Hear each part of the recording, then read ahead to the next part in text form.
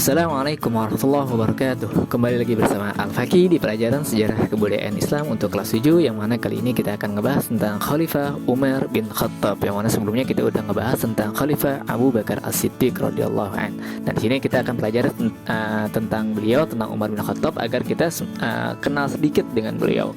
Karena kalau pengen kenal lebih dalam, itu waktu 1 jam 2 jam sehari pun itu masih kurang gitu. Apalagi kita pengen mengenal 4 khalifah Rasulullah ini, Abu Bakar, Umar, Utsman, dan Ali. Oke, yang pertama tentang profil singkat Umar bin Khattab. Umar bin Khattab radhiyallahu an, nama lengkapnya adalah Umar bin Khattab bin Nufail, keturunan Abdul Uzza al-Quraisy dari suku Adi, salah satu suku yang terpandang dan mulia.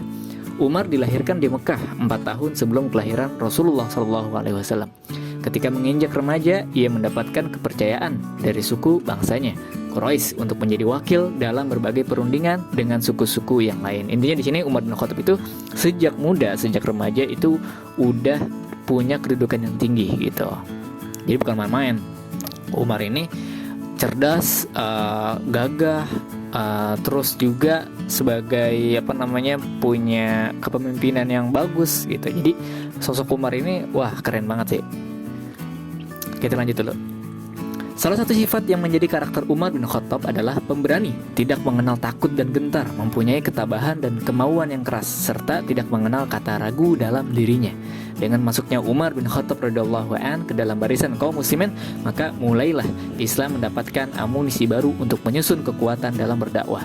Memang benar, setelah masuknya Umar ke dalam Islam, para sahabat menjadi lebih berani dengan terang-terangan berdakwah dan melakukan aktivitas keagamaan. Oke, sebagaimana yang kita udah tahu, Umar itu orangnya pemberani, nggak ada takutnya gitu.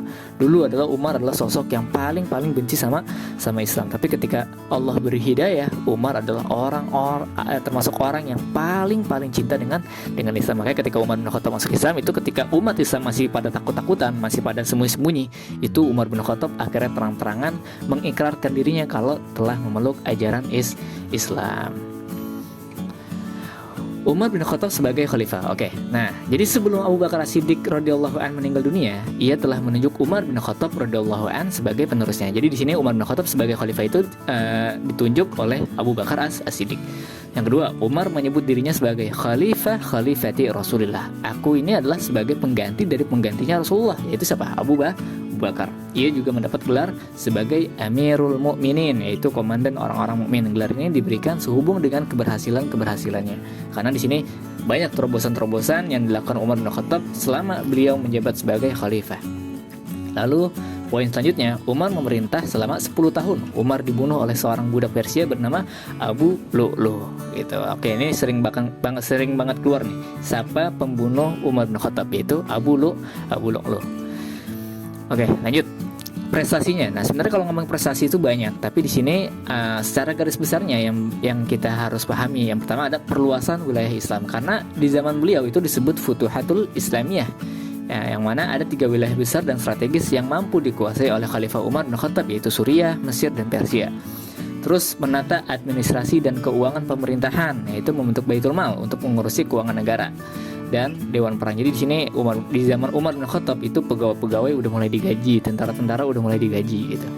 Terus ada juga penetapan kalender Hijriyah, yang mana ini perhitungannya itu adalah permulaan tahun Islam pada saat Nabi Muhammad SAW hijrah dari Mekah ke Madinah, yang mana perhitungan ini melalui perhitungan bulan. Kalau Syamsiah itu melalui matahari. Keteladanan karakter Khalifah Umar bin Khattab. Wah, kalau kita ngomongin keteladanan tuh sebenarnya banyak banget.